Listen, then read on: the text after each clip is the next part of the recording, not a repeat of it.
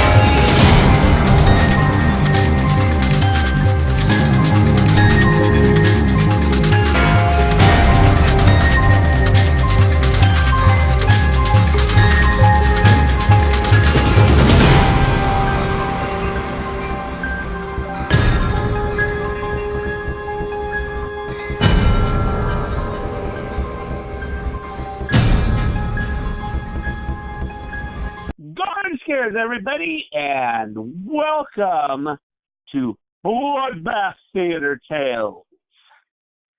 I'm your host, King of Splatter Punk, and author of the Cab Crystal Lake novels, William Pattison, and along with me is the horror sex symbol, Horror Jesus, and literary expert, Mr. Christopher Highland. How you doing, Mr. Highland?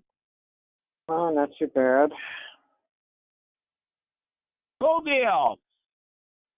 Yeah, people, you're going to be all excited because, whereas I did the first three Bloodbath Theater Tales, the Clive Barker things, now it is Mr. Highland's time. He gets to do three of his own, and he's got a very special one.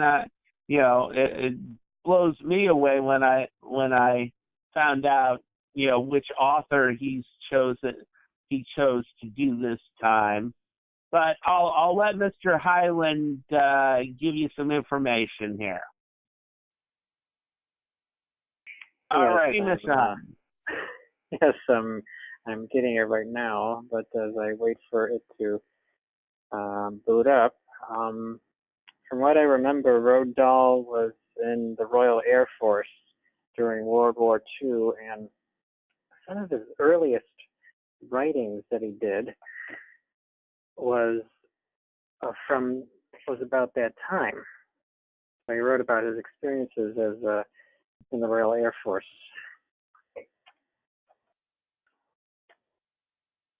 Yeah.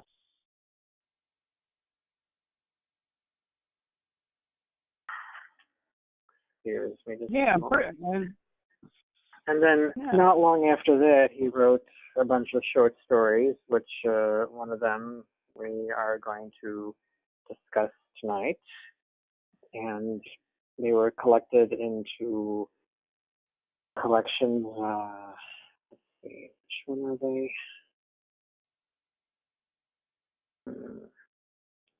Titles escapes me. Oh yes, Tales of the Unexpected. That's one of them. That was a later collection. Someone Like You and Kiss Kiss are the collection titles. Oh, okay. Yeah, that pretty much collects his notable stories. But of course, he's done other work as well. But of course, usually he's more famous for his children's work. But but of course, even that has some elements of horror to it, such as Charlie and the Chocolate Factory, or even Matilda, which is his later work. Yeah. A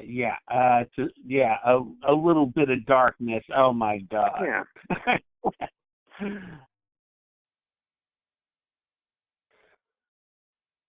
Yep. So that's not to say, oh, he specifically wrote for just children. No, that's not the case.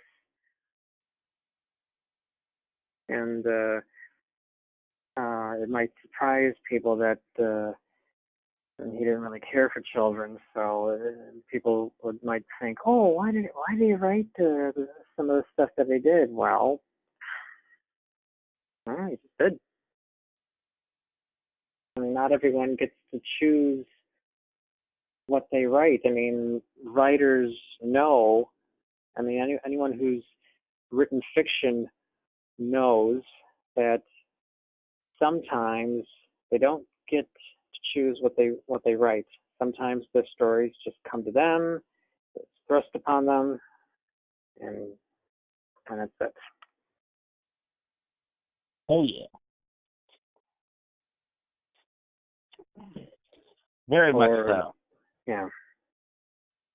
Or they don't have a lot of time to write something, and so they just have to pick something or at random or whatever. Yeah, not everyone's a Harlan Ellison where they can just all of a sudden sit down and spout out a short story in like 5 hours. Yeah. Yeah, not everyone has that talent. No. I think that was unique to Harlan. I mean, even choosing something at random and making it sound interesting enough, not easy to do. No. No, we both know that one. Because if I recall, you're in your phase where you're starting to do short stories. I haven't started that yet. Oh, really? No, I'll let you know. Good. Because I know you're gonna love that, because I mean it's like, short stories are so much more fun than doing a long I know. novel. Yeah, that's true. I know. I mean, that's all I used to do. Well, no, not true. I mean, it was a mix actually. It was novel, such short stories, and then all of a sudden, well, and then official novel.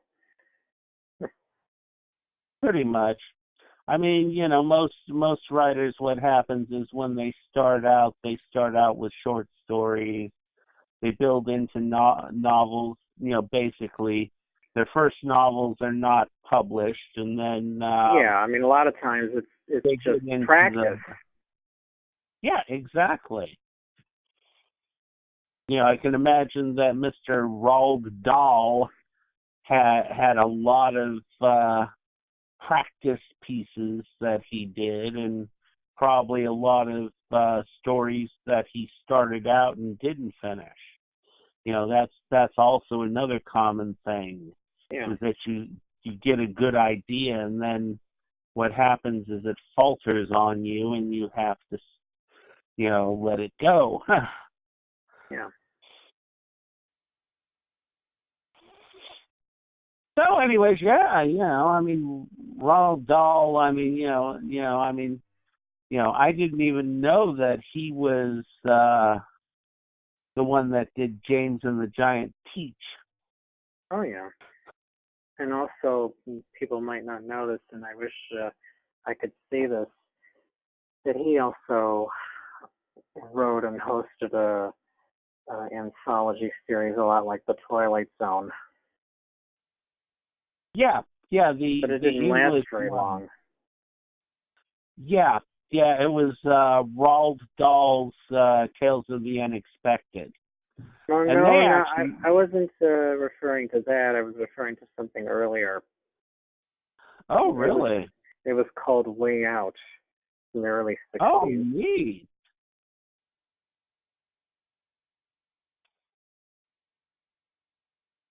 And Very neat. you'd think it would be on video by now, but Well, you look at how many series are not on video. true. You know, they didn't do video releases. I mean, even one of my favorite television shows from the 70s, The Sixth Sense, never got on video. It never got on DVD, nothing. Basically, it got cut down and thrown onto the night gallery.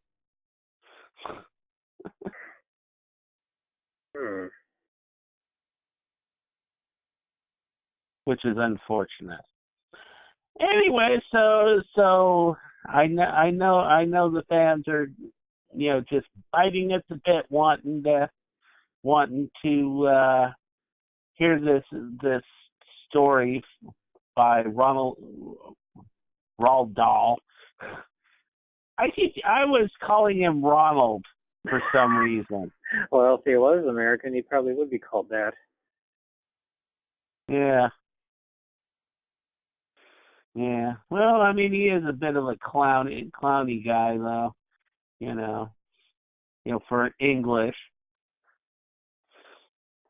Very creepy fellow. His sense of humor. But we will talk about that in the discussion section. Because we don't want to ruin it for the fans. Alrighty, so why don't we just get to it and check out All right. Roald Dahl's Lamb to the Slaughter.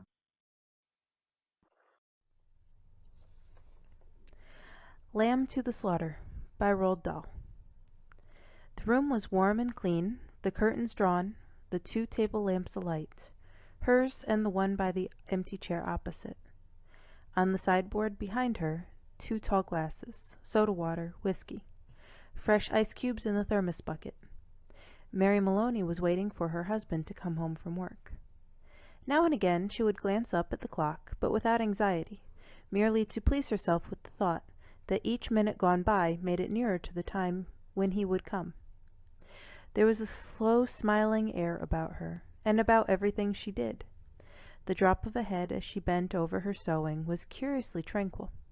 Her skin, for this was her 6th month with child, had acquired a wonderful translucent quality. Her mouth was soft, and her eyes, with their new placid look, seemed larger, darker than before.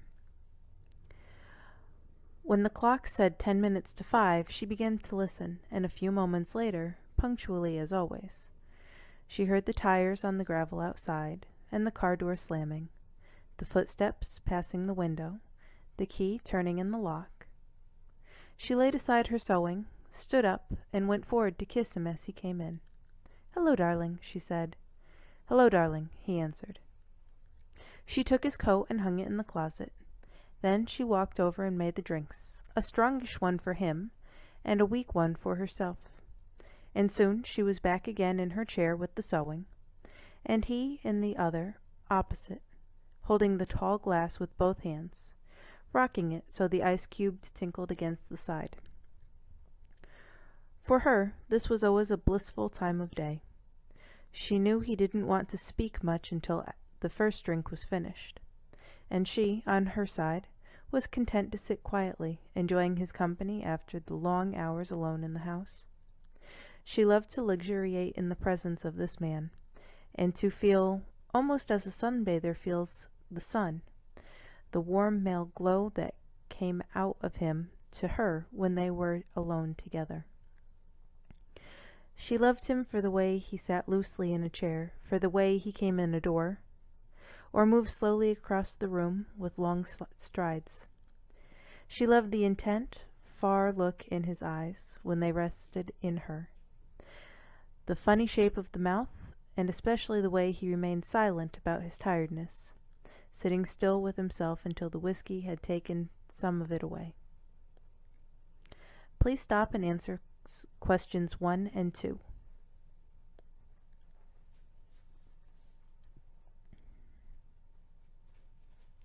Tired, darling? Yes, he said, I'm tired. And as he spoke, he did an unusual thing. He lifted his glass and drained it in one swallow, although there was still half of it, at least half of it left. She wasn't really watching him, but she knew what he had done, because she heard the ice cubes falling back against the bottom of the empty glass when he lowered his arm. He paused a moment, leaning forward in the chair. Then he got up and went slowly over to fetch himself another.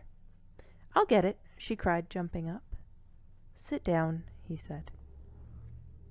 When he came back, she noticed that the new drink was dark amber with the quantity of whiskey in it. Darling, shall I get your slippers? No. She watched him as he began to sip the dark yellow drink, and she could see little oily swirls in the liquid because it was so strong.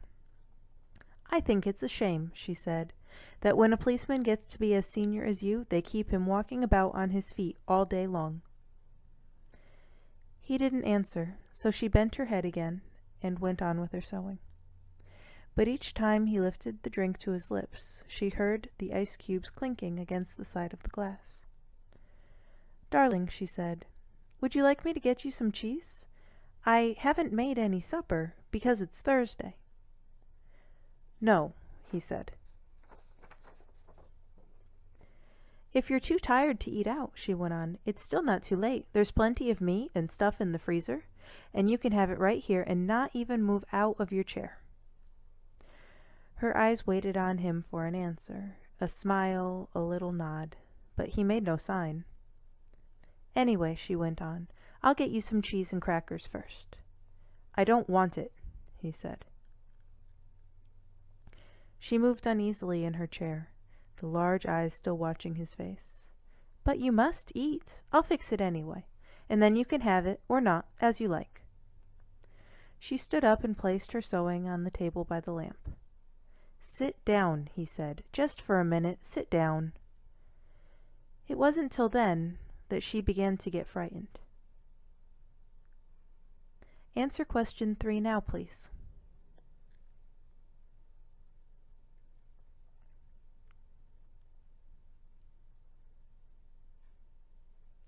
Go on, he said. Sit down.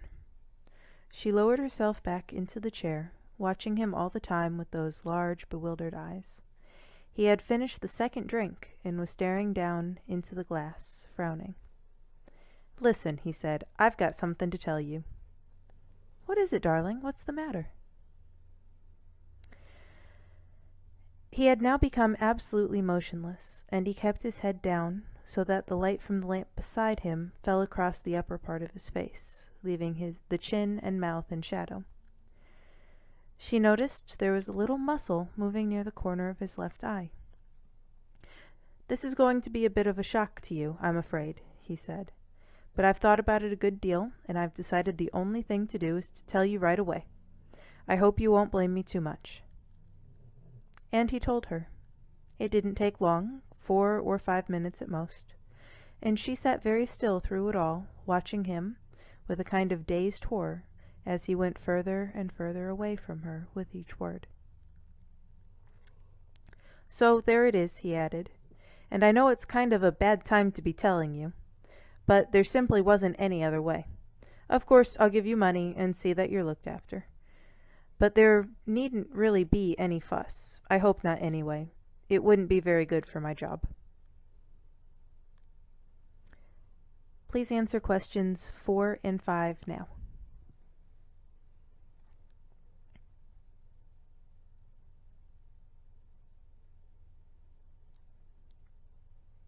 Her first instinct was not to believe any of it, to reject it all. It occurred to her that perhaps he hadn't even spoken, that she herself had imagined the whole thing. Maybe, if she went about her business and acted as though she hadn't been listening, then later, when she sort of woke up again, she might find none of it had ever happened. "I'll get the supper," she managed to whisper, but this time he didn't stop her. When she walked across the room, she couldn't feel her feet touching the floor. She couldn't feel anything at all, except a slight nausea and a desire to vomit. Everything was automatic now. Down the steps to the cellar, the light switch, the deep freeze. The hand inside the cabinet taking hold of the first object it met. She lifted it out and looked at it. It was wrapped in paper, so she took off the paper and looked at it again. A leg of lamb. All right then, they would have lamb for supper. She carried it upstairs, holding the thin bone end of it with both her hands. And as she went through the living room, she saw him standing over by the window with his back to her, and she stopped. "For God's sakes," he said, hearing her but not turning around, "don't make supper for me. I'm going out." At that point, Mary Maloney simply walked up behind him, and without any pause, she swung the big frozen leg of lamb high in the air and brought it down as hard as she could on the back of his head. She might just as well have hit him with a steel club. She stepped back a pace, waiting, and the funny thing was that he remained standing there for at least 4 or 5 seconds, gently swaying. Then he crashed to the carpet. The violence of the crash, the noise, the small table overturning, helped bring her out of the shock. She came out slowly, feeling cold and surprised, and she stood for a while blinking at the body, still holding the ridiculous piece of meat tight with both hands. "All right," she told herself, "so I've killed him." Please answer question 6 now.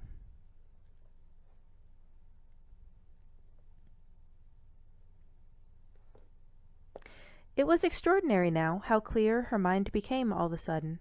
She began thinking very fast. As the wife of a detective, she knew quite well what the penalty would be. That was fine. It made no difference to her. In fact, it would be a relief. On the other hand, what about the child? What were the laws about murderers with unborn children?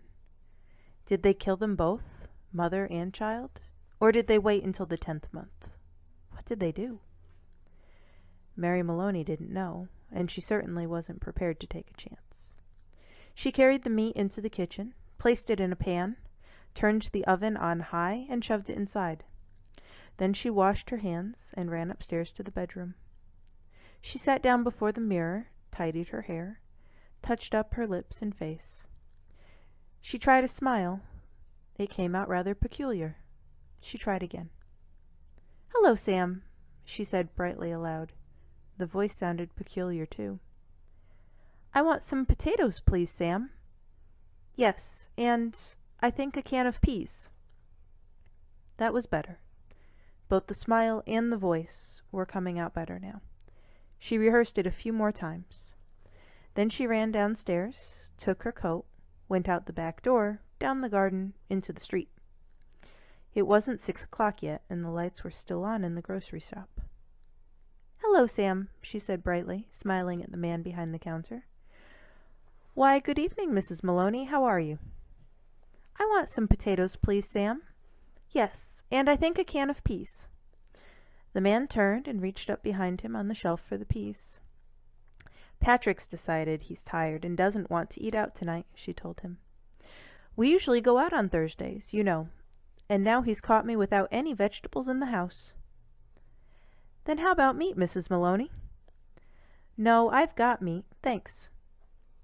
I got a nice leg of lamb from the freezer." "Oh." "I don't know much like cooking it frozen, Sam, but I'm taking a chance on it this time. You think it'll be all right?" "Personally," the grocer said, "I don't believe it makes any difference. You want these Idaho potatoes?" "Oh yes, that'll be fine. 2 of those." Anything else? The grocer cocked his head to one side, looking at her pleasantly. How about afterwards? What are you going to give him for afterwards? Well, what would you suggest, Sam? The man glanced around his shop.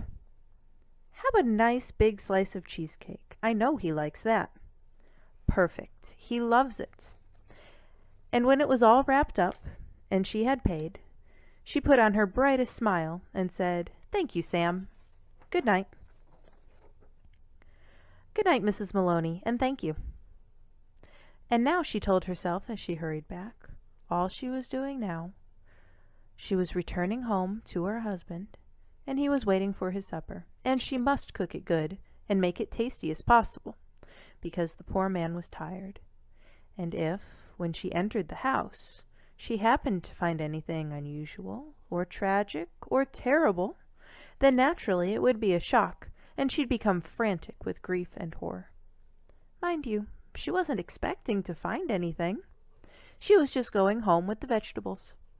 Mrs. Patrick Maloney, going home with the vegetables on Thursday evening to cook supper for her husband. That's the way, she told herself. Do everything right and natural. Keep things absolutely natural, and there'll be no need for any acting at all. Therefore, when she entered the kitchen by the back door, she was humming a little tune to herself and smiling. Patrick, she called. How are you, darling? She put the parcel down on the table and went through into the living room.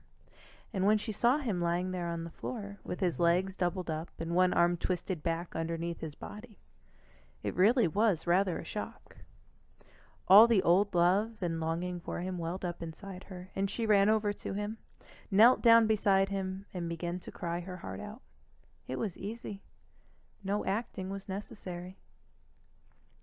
A few minutes later, she got up and went to the phone. She knew the number of the police station, and when the man at the other end answered, she cried to him, Quick, come quick, Patrick's dead. Who's speaking? Mrs. Maloney, Mrs. Patrick Maloney. You mean Patrick Maloney's dead? I think so, she sobbed. He's lying on the floor, and I think he's dead. Please stop now and answer question 7.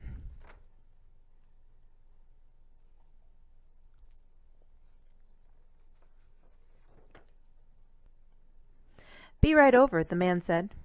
The car came very quickly, and when she opened the front door, 2 policemen walked in. She knew them both. She knew nearly all the men at the precinct. And she fell right into a chair, then went over to join the other one, who was called O'Malley, kneeling by the body. Is he dead? She cried. I'm afraid he is. What happened? Briefly, she told her story about going to the grocer and coming back to find him on the floor. While she was talking, crying and talking, Noonan discovered a small patch of congealed blood on the dead man's head. He showed it to O'Malley, who got up at once and hurried to the phone. Soon, other men began to come into the house. First a doctor, then 2 detectives, one of whom she knew by name. Later, a police photographer arrived and took pictures, and then a man who knew about fingerprints. There is a great deal of whispering and muttering beside the corpse, and the detectives kept asking her a lot of questions, but they always treated her kindly. She told her story again, this time right from the beginning, when Patrick had come in and she was sewing and he was tired, so tired that he didn't want to go out for supper. She told how she'd put the meat in the oven. It's there now, cooking. And how she'd slapped out to the grocer for vegetables and came back to find him laying on the floor. Which grocer? One of the detectives asked. She told him, and he turned and whispered something to the other detectives, who immediately went outside into the street. In 15 minutes he was back with a page of notes, and there was more whispering, and through her sobbing she heard a few of the whispered phrases. Acted quite normal. Very cheerful. Wanted to give him a good supper. Peas. Cheesecake. Impossible that she. After a while, the photographer and the doctor departed, and 2 other men came in and took the corpse away on a stretcher. Then the fingerprint man went away. The 2 detectives remained, and so did 2 policemen. They were exceptionally nice to her, and Jack Noonan asked if she wouldn't rather go somewhere else, to her sister's house perhaps, or to his own wife, who would take care of her and put her up for the night. No, she said. She didn't feel she could move even a yard at the moment. Would they mind awfully if she stayed just where she was until she felt better? She didn't feel too good at the moment. She really didn't. Then hadn't she better lie down on the bed? Jack Noonan asked. No, she said. She'd like to stay right where she was in this chair. A little later, perhaps, when she felt better, she would move. Please stop now and answer questions 8 and 9.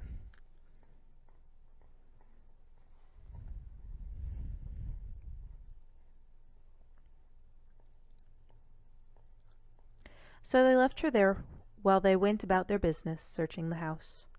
Occasionally one of the detectives asked her another question. Sometimes Jack Noonan spoke at her gently as he passed by. Her husband, he told her, had been killed by a blow to the back of the head, administered with a heavy blunt instrument, almost certainly a large piece of metal. They were looking for the weapon. The murderer may have taken it with him, but on the other hand, he may have thrown it away or hidden it somewhere on the premises. It's the old story, he said. Get the weapon and you've got the man.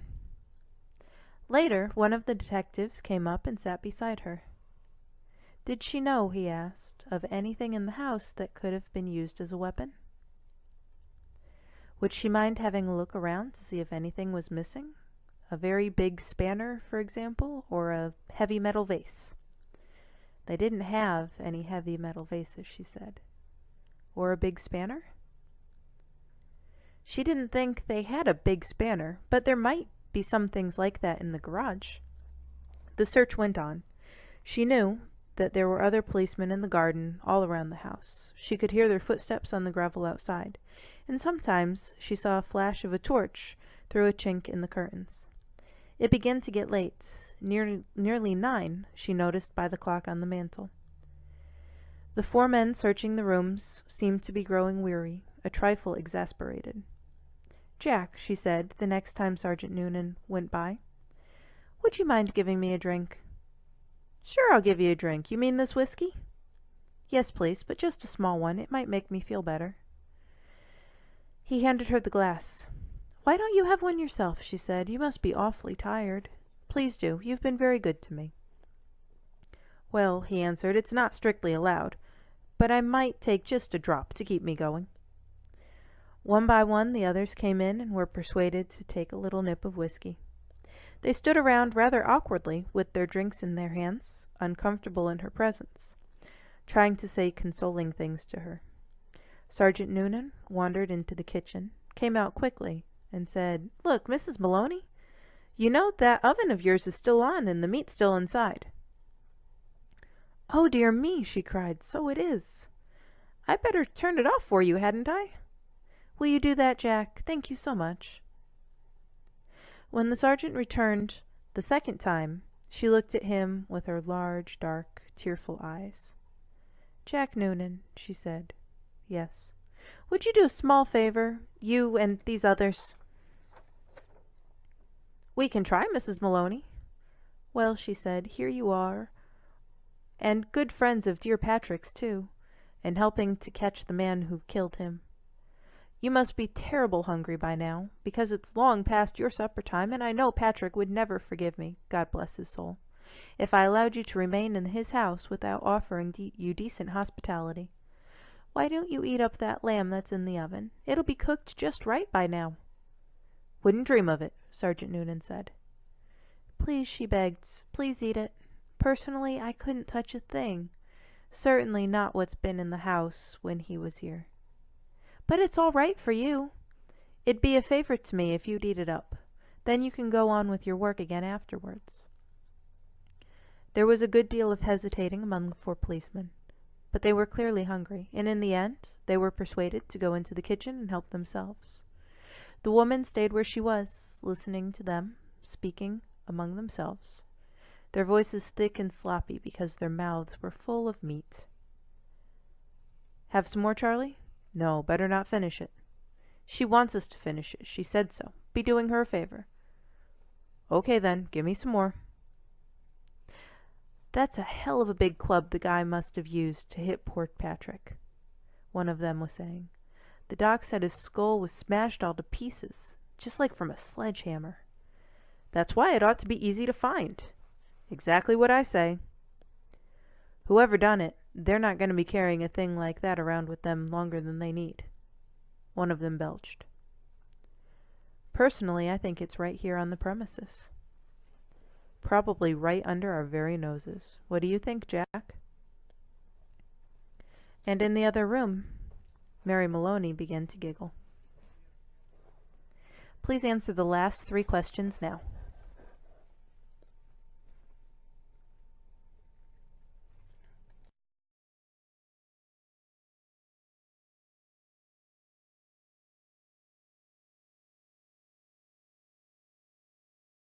Alrighty. So that was Roald Dahl. Land to the Slaughter. And, I do apologize. I know people listening were wondering, what the hell is this number thing that's 1, 2, 3, in certain sections. The thing is that we got this recording off of YouTube, and the thing is that it was the only one that we could find available, and what it was one for a school course.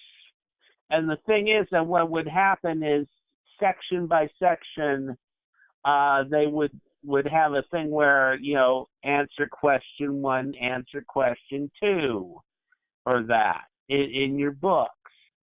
And, that's the teacher would stop the recording and let the ones answer the questions. So that's what all that was. It wasn't in the original text of the story. So apologies for that, but that was the best copy we could find. Wasn't it, Mr. Highland? Yes. Yeah. So anyways, Mr. Highland, yeah, we talked a little bit about Roald Dahl's past, in regard to his book writing and stuff. But one thing we also should mention is that Roald was actually involved in several of the film adaptations of his work. Like he was originally involved in writing the early drafts for Willy Wonka and the Chocolate Factory. He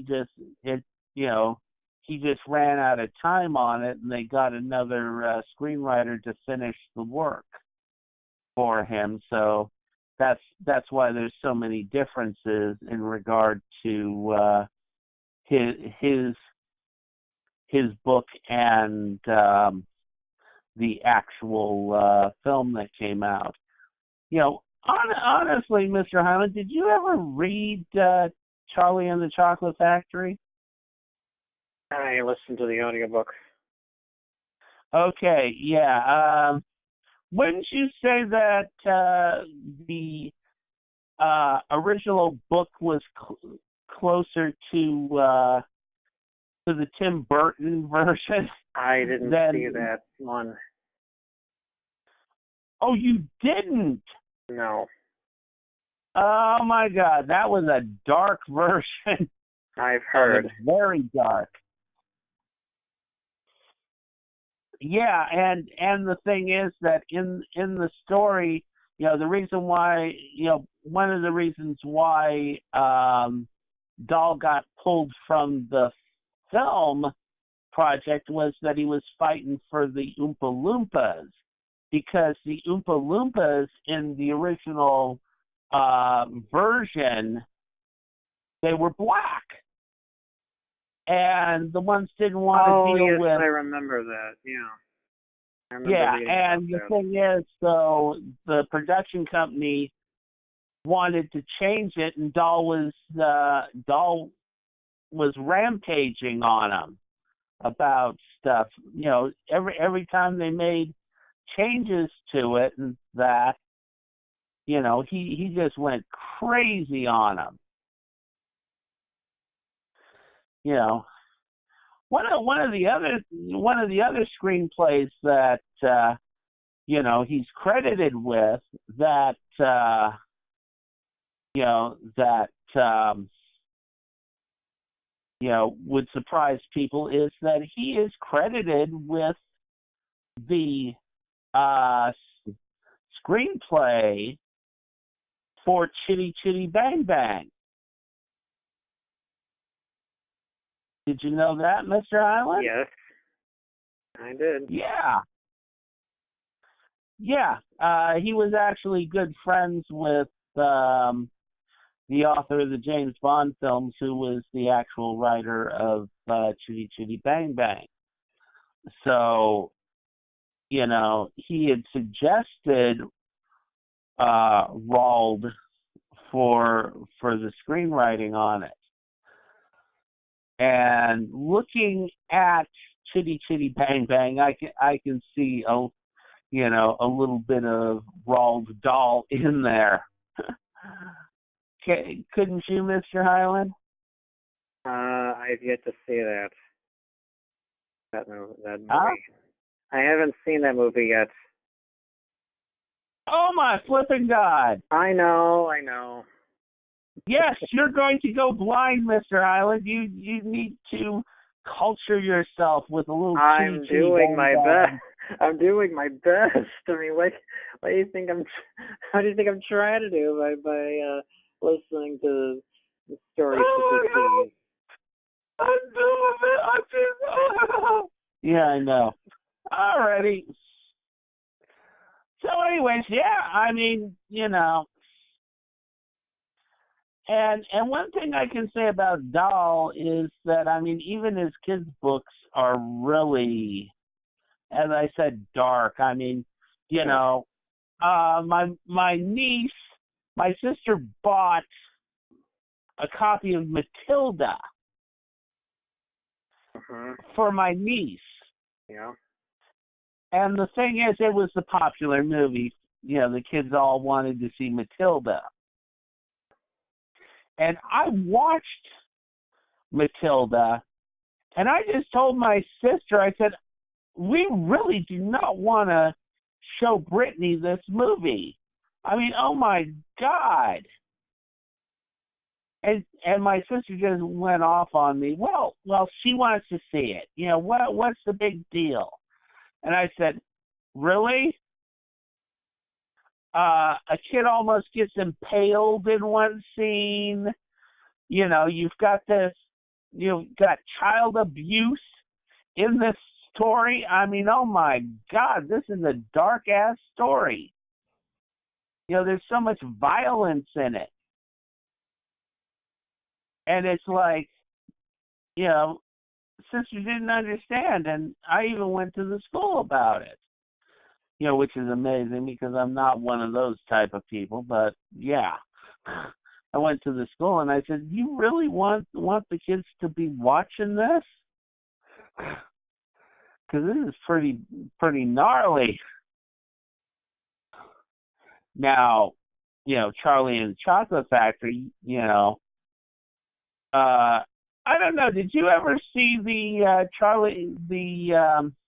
YouTube video that was Charlie and the Chocolate Factory with the guy from Back to the Future in it, you know, Doc Jones playing Willy Wonka? No. And what it was that they did a slight alteration on Willy Wonka and they turned it into a slasher film. Yeah. And it was just the slightest change on it. And it just brought up the darkness in this thing, and how it's like this, this candy maker who's hidden in his chocolate factory invites these kids for a tour, and he starts taking them out. Drowning the one kid in chocolate, throwing the one into a pit that goes to a furnace to burn her up. Oh, my God. All that. I can imagine Christopher Lloyd playing such a character. Yeah. Christopher Lloyd was pretty damn good, and he was actually frightening. Oh, hey, I mean, he's good at anything. Yeah, he gets pretty creepy, and this was just, and it was just a slight alteration, and oh my God, that was scary. So, I mean, it shows that in Dahl's work there is so much darkness in it. And I mean, this story is really dark too. It's dark, but it's got a sick sense of humor, which is kind of, would you say that that's a trademark of Dahl's work? Yes, yes, but thankfully he's not the only writer who has done that with his work. Yeah. Understood. I mean, you look at Grimm fairy tales; those things were bloody as hell in their original versions. I was referring to Robert Bloch. Oh yeah, the Bloch man. Oh yeah, definitely.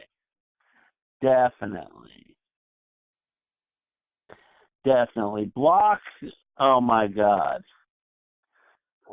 he is the man. I just finished one of his short story collections, and the very last story in it, I did not expect the ending, and it was. Those are always the best.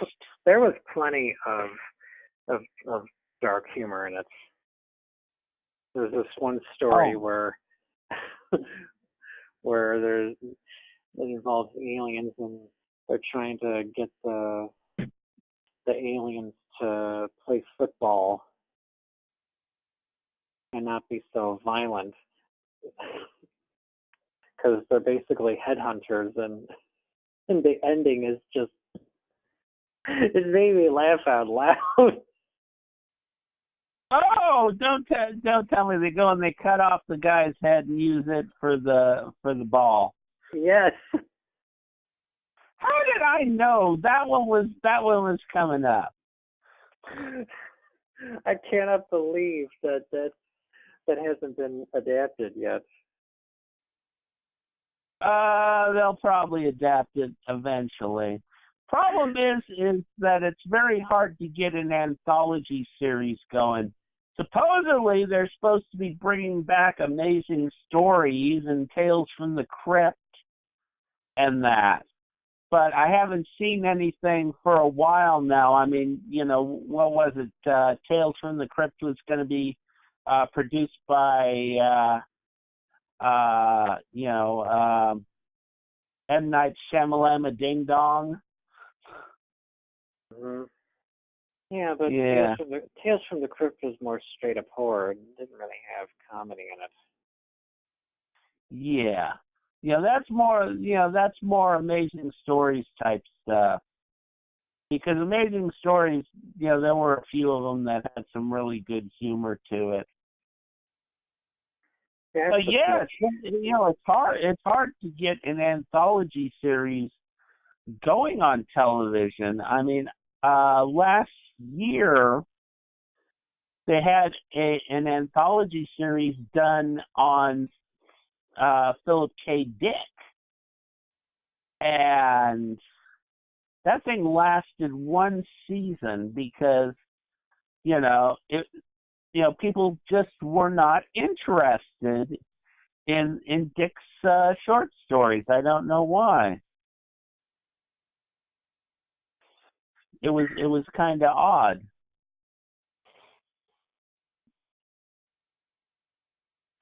But I mean, what you find is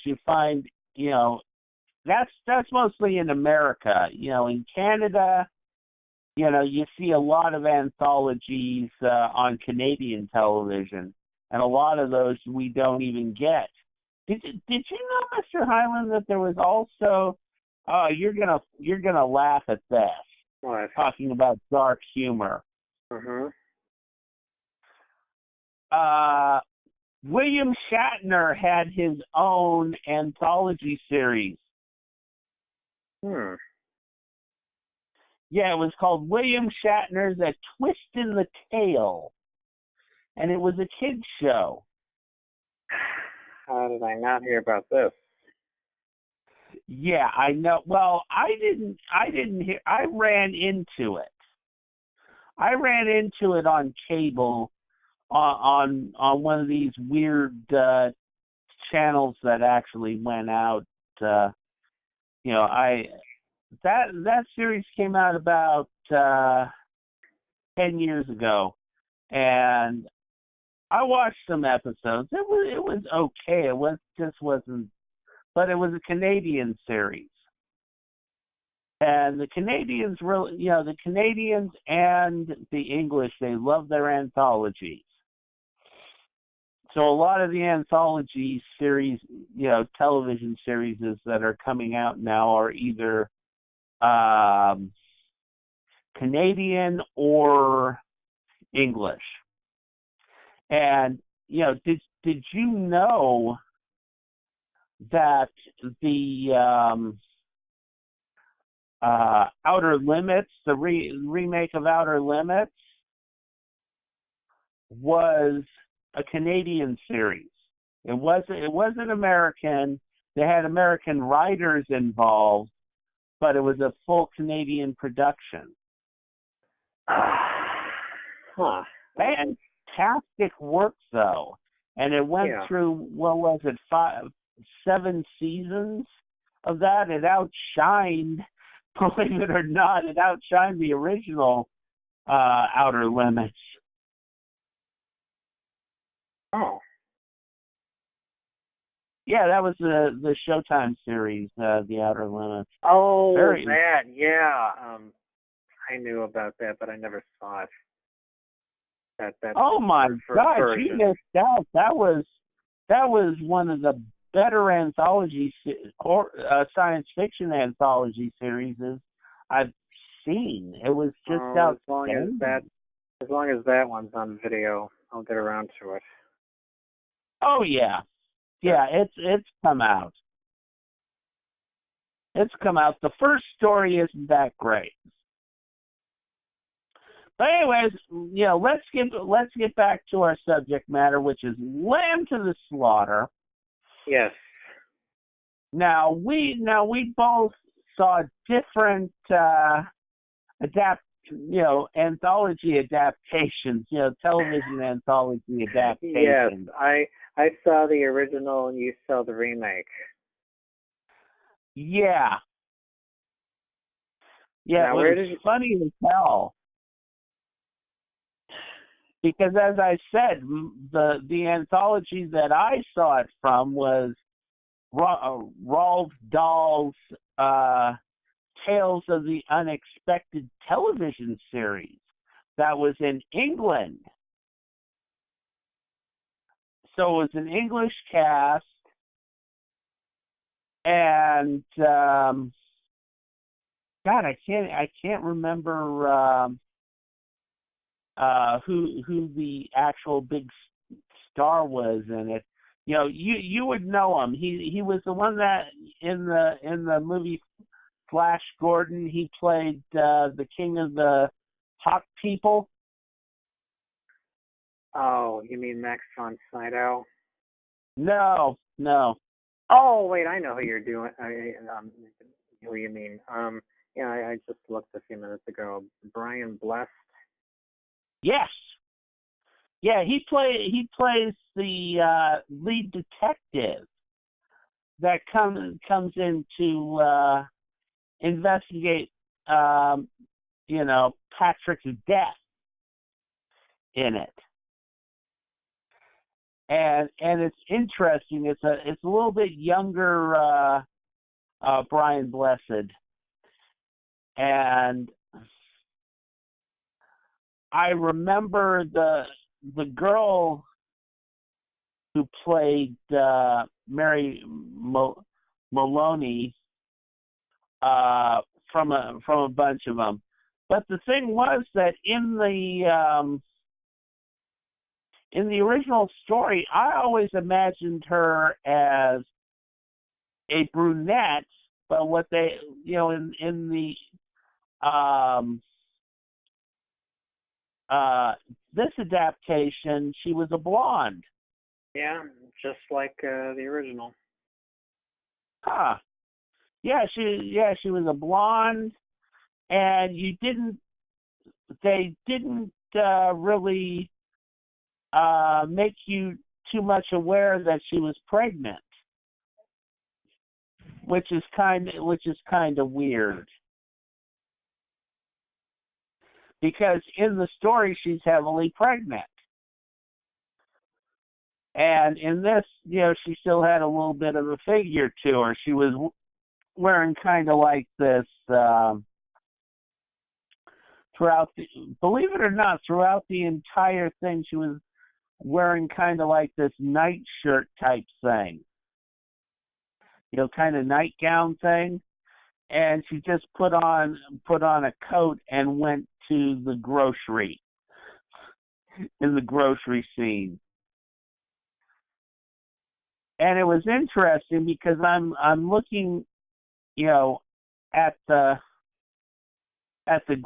grocery scene in this, and I'm going, this doesn't look like what I imagined, when I was watching, when I was reading this, listening to the story. Because this was kind of like one of those English village groceries where they have everything in the boxes. So, he was throwing the potatoes into the bag and stuff and getting the vegetables for her dinner. And it didn't strike me correctly. But I can imagine it was very English. What was it like? Also, the thing is that in this version, the husband blatantly admits to her that he is having an affair, which is not really mentioned in the story. Oh.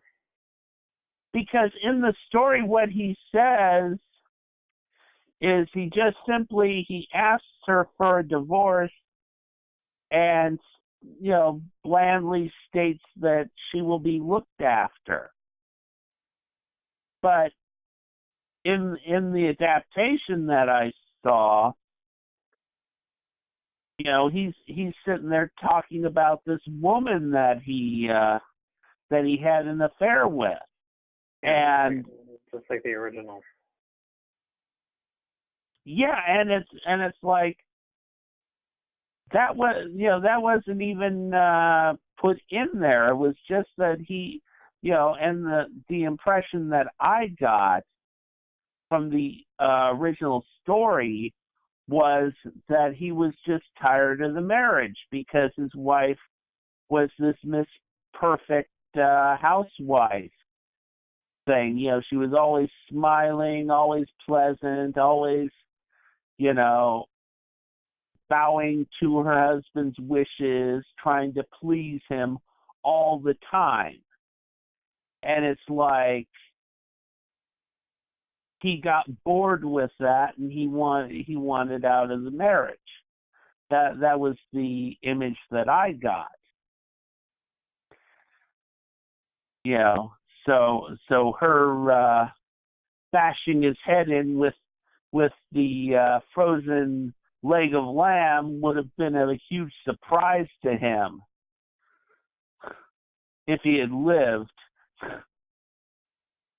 But, you know, the fact is that she hit him pretty damn good, and he died instantly, I would say. You know, I mean, yeah, he did stand there for a couple of seconds, you know, weaving back and forth, and then he dropped. But, you know, I don't think he was actually there. Well, they didn't show any of that in what I saw. Oh, really? Yeah, They didn't show her bashing him on the head. No, it just showed her, but not him being hit. Oh, yeah. In the English version, he gets hit. And you see him, and he's standing there, and he's wobbling back and forth for about a 5 count, and then he drops to the floor, and then you see blood start pulling.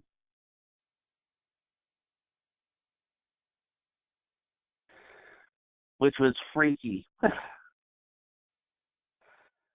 So, you know, tell me a little bit about the Alfred Hitchcock one. I know that one had to have a lot of tension and stuff because Alfred was always good with that stuff, and I love that show when it comes to their thing.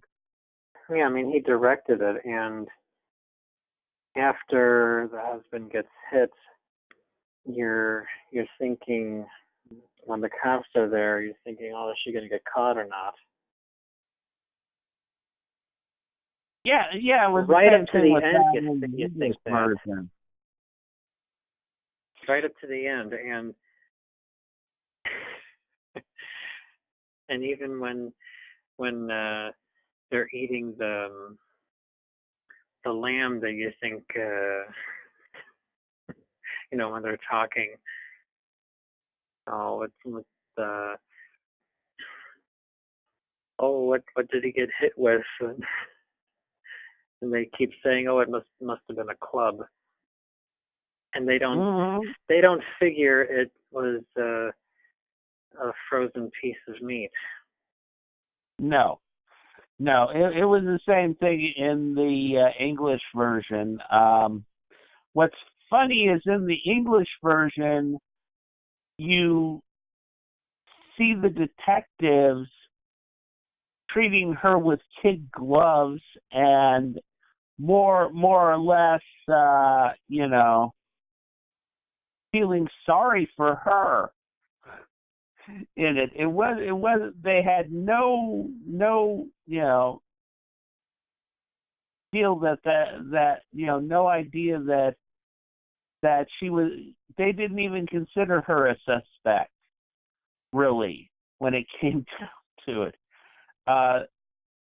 In the English version, it was funny because she's sitting there and Brian Blessed is looking over the body, and he's going, you know, and the way that they're talking is, it's like, yeah, you know, poor girl, she goes out to get vegetables, comes back and finds her husband dead on the floor. You know, oh my God, poor lady.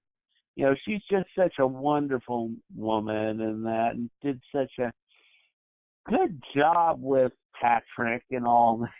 It's like, I just sit there, and she's playing it for sympathy in that, you know, having the shakes and that, and, you know, just you know, playing playing the shocked widow.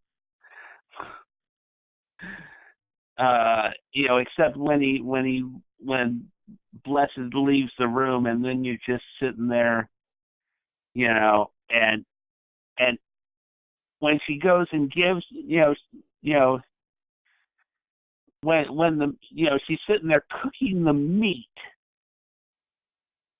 there, and she has the vegetables all done and stuff, and she's, just telling the guys, well, I just don't want to waste this dinner, I mean,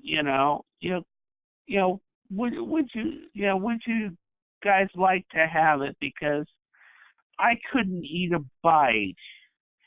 And they're going like, oh, well, if we could definitely eat that, if you want.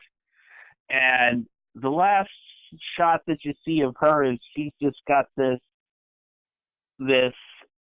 look on her face, and she's laughing at them. She's in the kitchen laughing, and they're in the dining room, just a door apart from her, and they're sitting there eating and talking about, what could have been the weapon and all that, and and then complimenting on the flavor of the meat and oh my God. And I was just laughing my ass off on that. So what was it with Hitchcock? Oh, as I said, you think she's going to get caught, and she doesn't. But after the story ends, he says in an epilogue that she gets caught and trying to do the same thing to her second husband, but he forgot to plug in the freezer.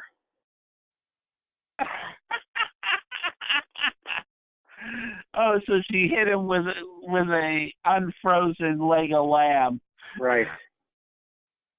Oh my fucking God, that's funny.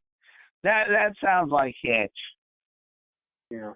Yeah, Hitch is funny in that way. But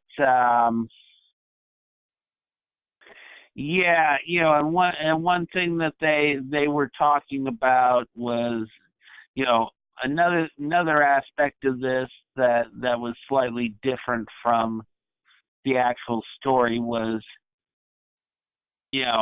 that Brian Blessed and those ones were talking about what an incredible cop Patrick was in there, just touting him up as this angelic detective.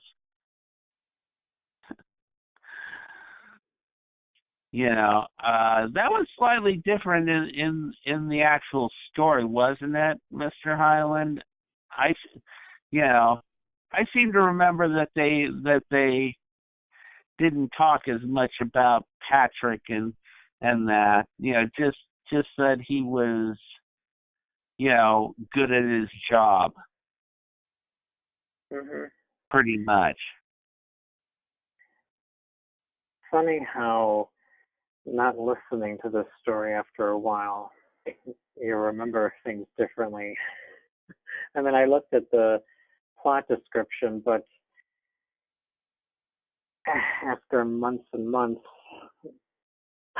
I was remembering it incorrectly. I thought that she cut up the body and fed the body to and cooked it and fed it to the cops. Oh my fucking God, that would have been great. Well, I could imagine that would have been great. I could imagine someone doing a story like that now. Oh yeah, it's actually been done before. Oh well, I remember a Tales from the Crypt story that was exactly that. Oh, okay. Yeah, see, I haven't seen all that series. I really ought to. Oh my flipping God! Yeah, there was this one where they, it was a stew. They cut up the husband and put him in a stew.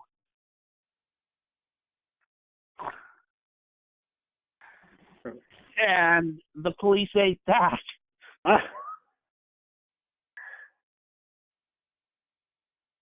So it all comes around, this story inspired other ones by other writers. That happens quite a bit. A writer will be inspired by something that they've read in the past, and they'll throw their own spin on it. A lot of people do that in writers and stuff. I mean, seriously. I mean, I've seen like zombie apocalypse versions of the Magnificent Seven, which was actually a remake of Seven Samurai. So you see that all over the place. I mean, look at it. I mean, even Battle Beyond the Stars was a reimagining of Seven Samurai. So what you do, you see a lot of this. And, I mean, we're looking at two adaptations of the same story, and they're incredibly different.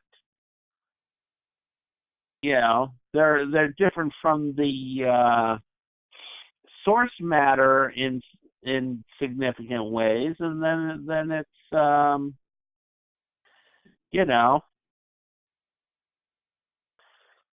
I wish I couldn't find the Hitchcock version, which surprised me. But man, this was actually good. This had that Roald Dahl. It's not just humorous; it's sadistically humorous, which is something that he marveled in. I mean, even in his kids' stories, it was just this sadistic humor. It's right up there with the end of Harlan Ellison's A Boy and His Dog. You remember that one, Mr. Highland? I just saw the movie, and I know the story is different from the movie. Yeah, but the ending isn't that much different. Oh, okay.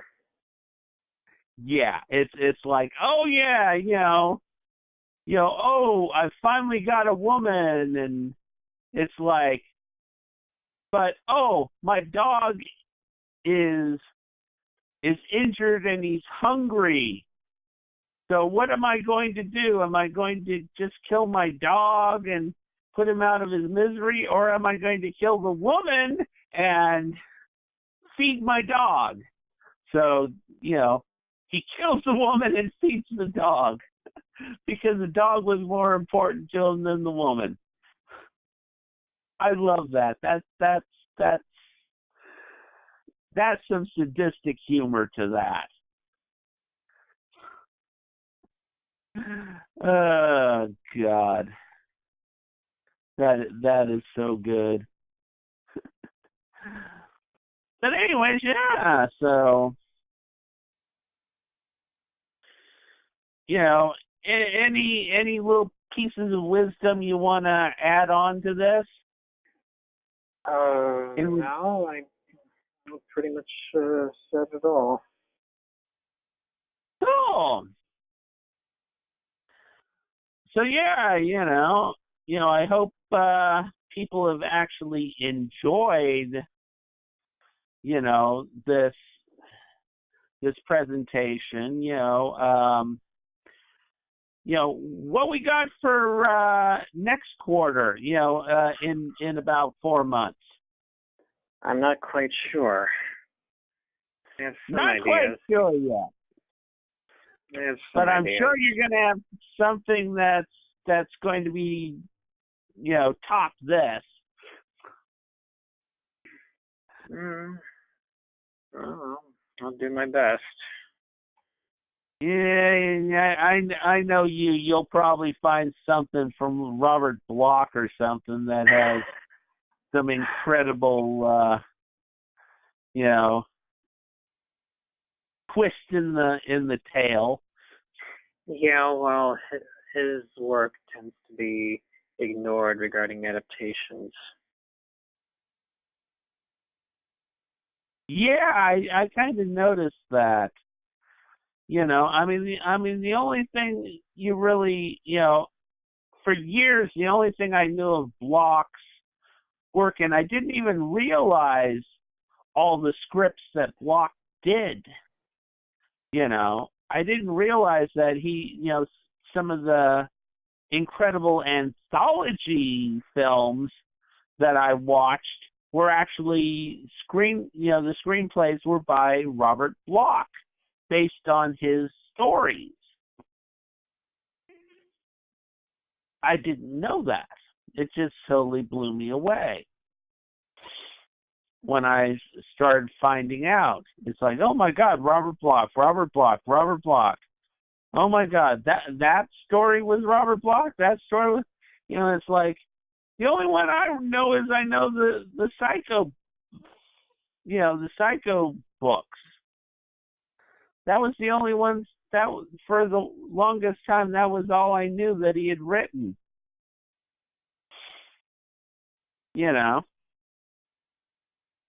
But yeah, didn't until you brought up Lamb to the Slaughter, I didn't know the vast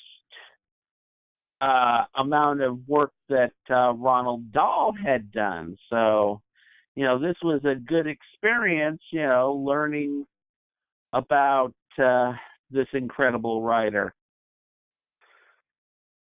Incredible and sadistic, but, what can we say?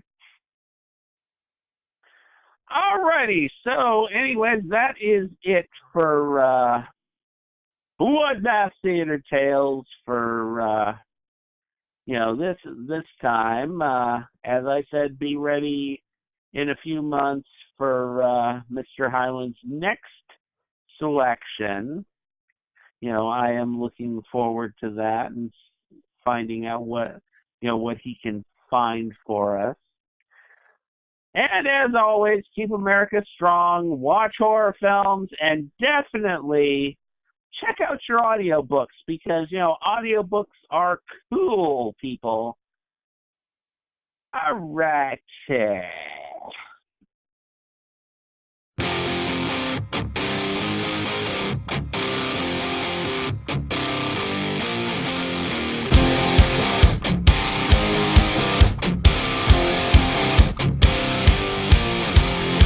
The secret side of me, I never let you see. I keep it caged, but I can't control it. So stay away from me, the beast is ugly. I feel the rage and I just can't hold it. It's scratching on the walls, in the closet, in the halls. It comes awake and I can't control it. Hiding under the bed, in my body, in my head. Why won't somebody come and save me from this? Make it in. I feel it deep within, it's just beneath the skin. I must confess that I feel like a monster. I hate what I've become, the nightmare's just begun. I must confess that I feel like a monster. I feel like a monster. I feel like a monster.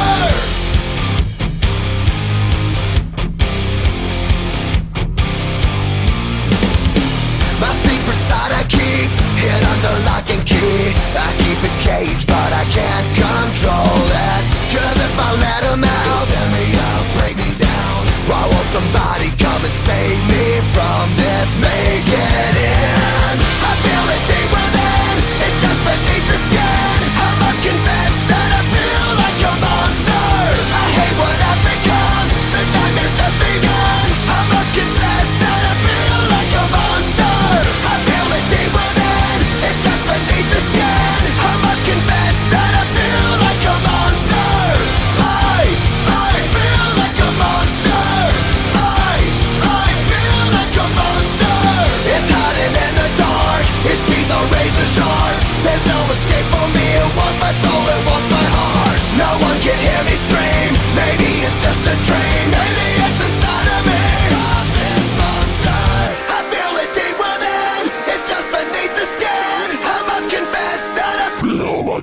monster. I hate what I've become, the nightmare's just begun. I must confess that I feel like a monster.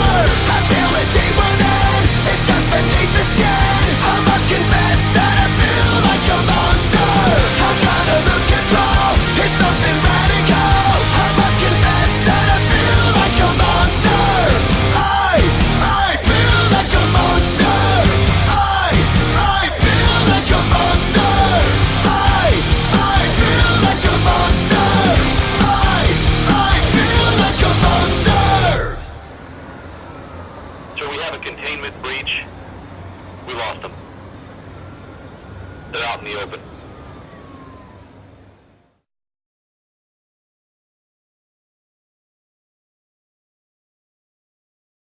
Speak international.